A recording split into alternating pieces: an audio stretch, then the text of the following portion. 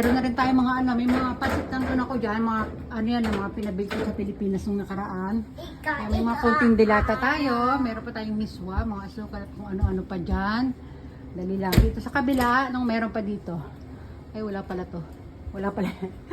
Dito sa taas ay may mga noodles. Ayan, pupunin natin ng noodles yan. Konti pa lang ngayon. Kasi mahirap magbitbit kapag kasama ko si Kin eh. Ayan, konti pupunin natin. Kailangan marami tayong stocks. Kina noodles. Akin. Oh, yung mga noodles ni Kin sa taas. Mga milk.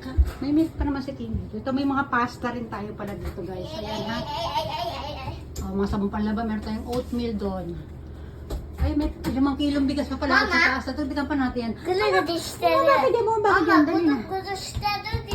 Oh, hindi na ako bibili ng ano ng mga cola eh.